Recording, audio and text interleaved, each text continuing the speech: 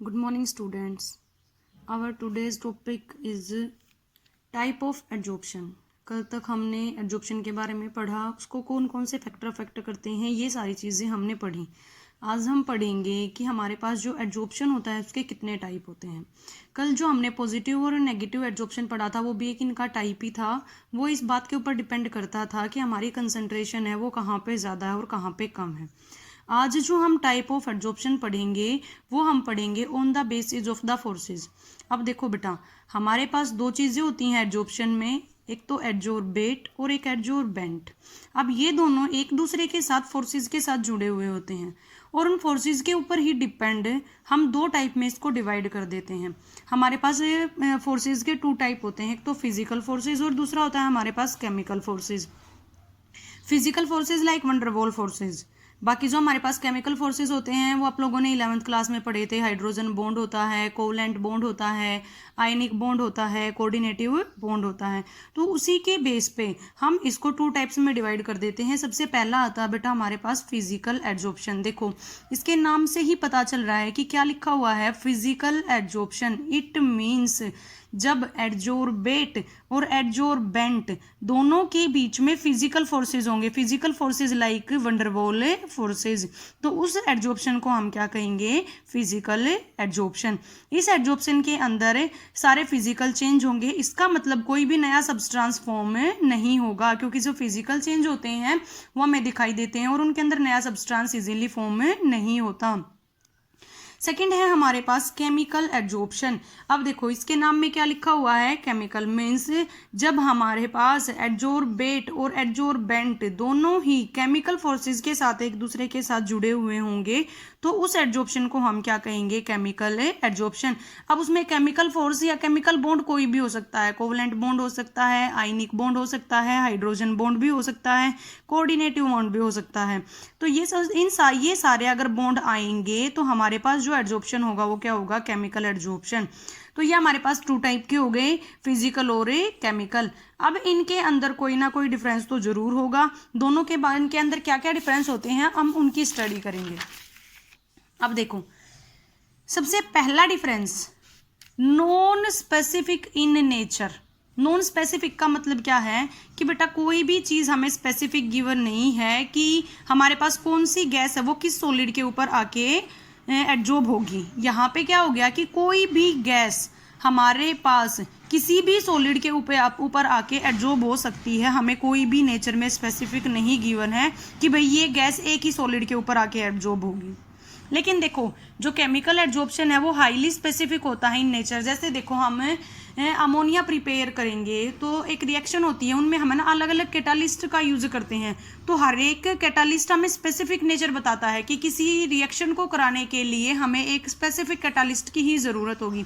उसी प्रकार से हमारे पास केमिकल एडजॉर्प्शन में क्या होगा, हाईली स्पेसिफिक इन नेचर, मतलब कोई पर्टिकुलर गैस है वो किसी पर्टिकुलर एडजॉर्बेंट के ऊपर ही जाके एडजॉर्ब होगी। उसका एक स्पेसिफिक क्राइटेरिया दे दिया गया है कि इस गैस की एडजॉर्ब करने की कैपेसिटी इसी सॉलिड के ऊपर होगी। ठीक है बेटा, नेक्स्ट देखो, नेक्स्ट क्या कहता है हमारे पास, नेचर ऑफ द एडजॉर्बेट। ठीक है, नेक्स्ट नेचर ऑफ एडजॉर्बेट। हमारे पास एडजॉर्बेट क्या है, गैस। तो कहता है कि देखो कोई भी गैस जब एडजॉर्ब होगी, जब वो लिक्विफाई हो जाए, जब हम केमिकल नेचर में पढ़ते हैं, सॉरी फिजिकल फोर्सेस में पढ़ते हैं एडजॉर्प्शन में, हमने कल भी पढ़ा था कि किसी भी गैस की एडजॉर्प्शन की कैपेसिटी है, जो एडजॉर्ब होने की कैपेसिटी, वो इस बात के ऊपर डिपेंड करती है कि वो लिक्विफाई कब होगी। जितना ज़्यादा क्रिटिकल टेम्परेचर होगा उतने ही ज़्यादा स्ट्रोंगर वंडरवाल फोर्सेज होंगे। इसका मतलब हमारे पास एडजॉर्प्शन होगा वो ज़्यादा होगा। तो नेचर ऑफ एडजॉर्बेट में क्या आया कि जिस भी गैस का जितना ज़्यादा क्रिटिकल टेम्परेचर होगा वो उतनी ही ज़्यादा एडजॉर्ब्ड हो जाएगी। नेक्स्ट इसमें देखो नेचर ऑफ एडजॉर्बेट में दोनों के बीच में जितना स्ट्रोंग केमिकल बॉन्ड होगा एडजॉर्प्शन की प्रोसेस उतनी ही ज़्यादा होगी। तो इसमें फिजिकल बॉन्ड जितना स्ट्रोंग होगा एडजॉर्प्शन उतना ही ज़्यादा होगा, और इसमें केमिकल बॉन्ड जितना स्ट्रोंग होगा एडजॉर्प्शन उतना ही ज़्यादा होगा। थर्ड देखो बेटा, रिवर्सिबल इन नेचर। अब देखो हमने पढ़ा कि जब कोई भी फिजिकल चेंज होता है कोई भी फिजिकल चेंज होता है तो हमें कोई नया सब्सटेंस नहीं मिलता। इट मीन्स हमारे पास जो फिजिकल एड्जॉर्प्शन है वो दोनों डायरेक्शन में हो सकता है, फॉरवर्ड भी और बैकवर्ड भी। 11th क्लास में हमने ली चैटलियर प्रिंसिपल के बारे में पढ़ा था कि हमारे पास जिस भी डायरेक्शन के अंदर टेम्परेचर और प्रेशर की कंडीशन है वो फेवरेबल होंगी, हमारी इक्वेशन है या हमारा इक्विलिब्रियम है वो उसी डायरेक्शन में शिफ्ट हो जाएगा।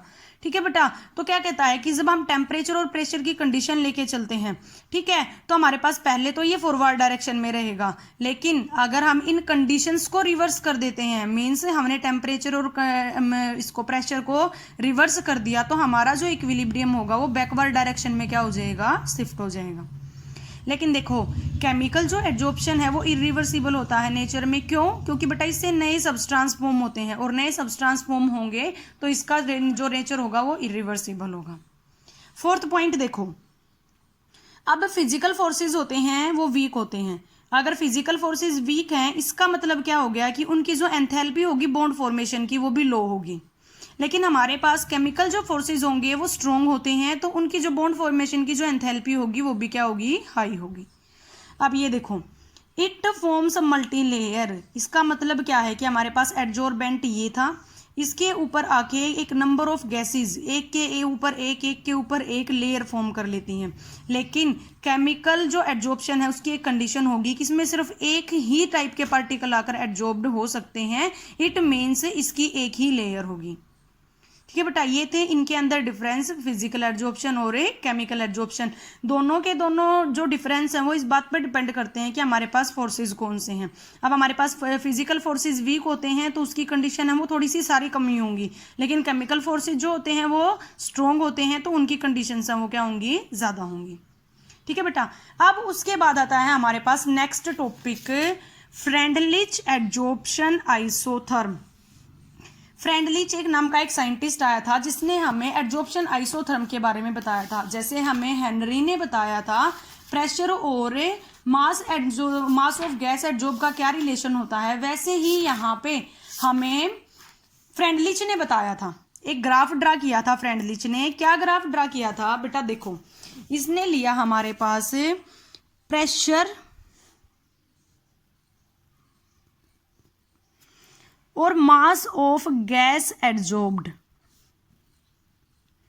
के बीच में रिलेशन ड्रा किया। यहाँ पे हमारे पास हॉरिजेंटली जो था वो प्रेशर था और जो इसने वर्टिकली लिया था वो लिया था x/m। यहाँ पे x/m डिनोट करता है मास ऑफ गैस एड्जॉर्ब्ड।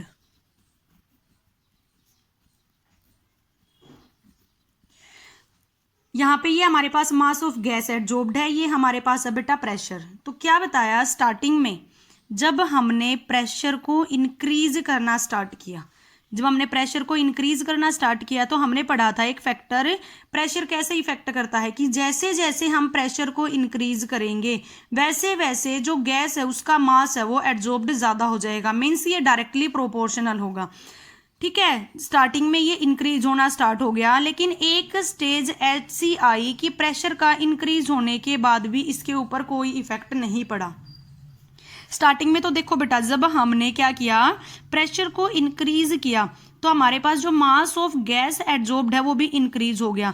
लेकिन एक जब हमारे पास इक्विलिब्रियम की कंडीशन आ गई, मीन्स हमारे पास जो एड्जॉर्प्शन की प्रोसेस है वो कंप्लीट होना स्टार्ट हो गई, तो यहाँ पे आने के बाद कांस्टेंट हो गया। मीन्स हमने प्रेशर को चाहे कितना भी इंक्रीज किया लेकिन मास ऑफ गैस एड्जॉर्ब्ड है वो कांस्टेंट ही रहा।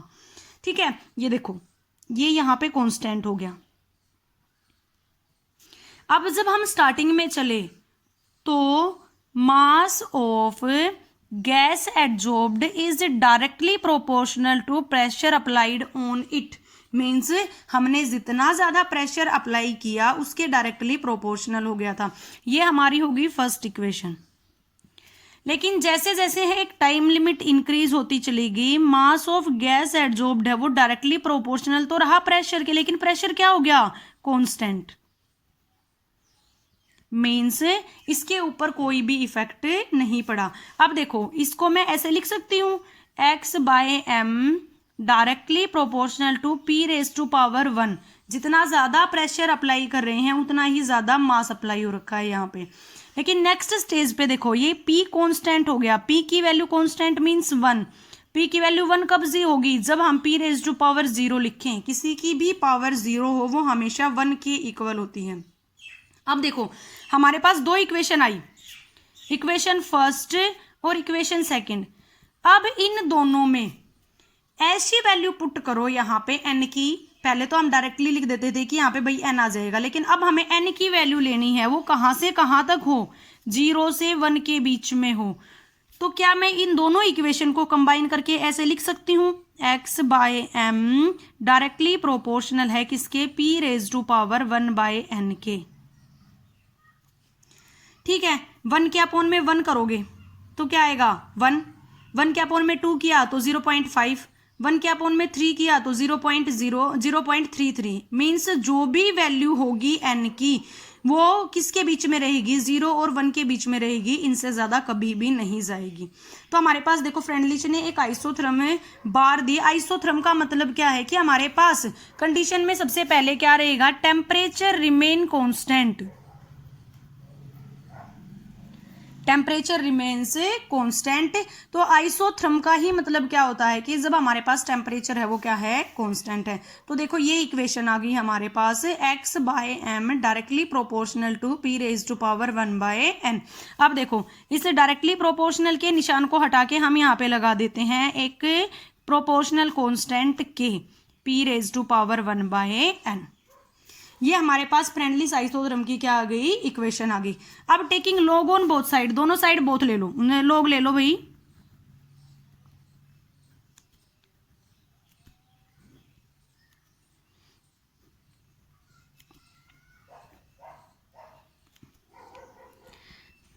जब हम लॉग लेंगे तो क्या वैल्यू होगी हमारे पास, log ऑफ x/m। जब मल्टीप्लाई में होती है क्वांटिटी तो वो प्लस हो जाती हैं, log ऑफ k, और जो पावर होती है वो आगे आ जाती है 1/n log ऑफ p। ठीक है भाई, देखो हमने log लिया दोनों साइड पे तो क्या हो गया, एक साइड में तो हमारे पास क्या है log ऑफ x/m।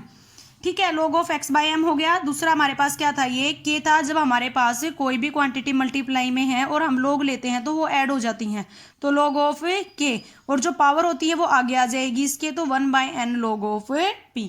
ये हमारे पास क्या आ जाएगी, इक्वेशन आ जाएगी भाई। ठीक है, अगर यहाँ पे प्रेशर गिवन है तो हम प्रेशर लेके चलेंगे, और अगर कंसंट्रेशन गिवन है तो यहाँ पे हमारे पास टर्म आ सकती है C। ठीक है, वो C डिनोट करेगी कंसंट्रेशन टर्म को। ये हमें फ्रेंडलिच ने आइसोथर्म दी थी भाई। ठीक है, उसके बाद हमें फ्रेंडलिच ने एडजॉर्प्शन आइसोबार के बारे में भी बताया था।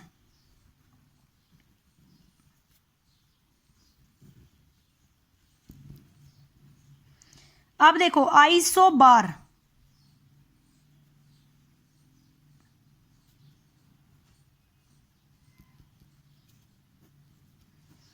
जब तक आइसोथर्म था तो इसका मतलब टेम्परेचर कांस्टेंट था, लेकिन अब आइसोबार आ गया तो हमारे पास प्रेशर क्या रहेगा, कांस्टेंट। जब हमारे पास प्रेशर रिमेन्स कांस्टेंट,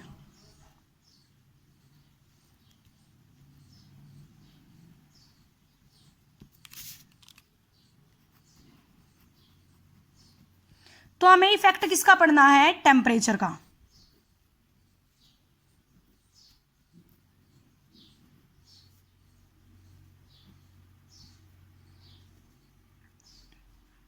अब हमारे पास दो टाइप के एडजॉर्प्शन थे, कौन कौन से, फिजिकल और केमिकल। तो दोनों के ऊपर अलग अलग इफेक्ट पड़ेगा। हमारे पास जो फिजिकल फोर्सेस होते हैं वो वीक होते हैं। ठीक है, तो फिजिकल एडजॉर्प्शन में क्या होगा कि जब हमारे पास ये यहाँ पे हमारे पास टेम्परेचर है, और ये क्या है हमारे, ये हमारे पास टेम्परेचर है, और ये क्या है हमारे पास x/m, वही सेम क्या रहेगा, मास ऑफ गैस एडजॉर्ब्ड। तो फिजिकल जो फोर्सेस होते हैं वो वीक होते हैं। जैसे जैसे हम टेम्परेचर को इंक्रीज करेंगे तो मास ऑफ गैस एडजॉर्ब्ड है वो डिक्रीज होता चला जाएगा कंटिन्यूअसली। लेकिन जो केमिकल एडजॉर्प्शन होगा उसमें थोड़ा सा अलग होगा, क्योंकि हमारे पास जो केमिकल बॉन्ड होते हैं बेटा वो स्ट्रॉन्ग होते हैं। ठीक है, स्टार्टिंग में हमारे पास टेम्परेचर के साथ ये इंक्रीज होगा और उसके बाद में क्या हो जाएगा, डिक्रीज हो जाएगा। दोनों के ऊपर अलग अलग देखो, जब पहले टेम्परेचर को इंक्रीज करना स्टार्ट किया तो ये स्टार्टिंग में तो मास ऑफ गैस एडजॉर्ब्ड इंक्रीज होगा, लेकिन बाद में क्या हो जाएगा, डिक्रीज हो जाएगा। तो देखो ये हमारे पास फिजिकल था,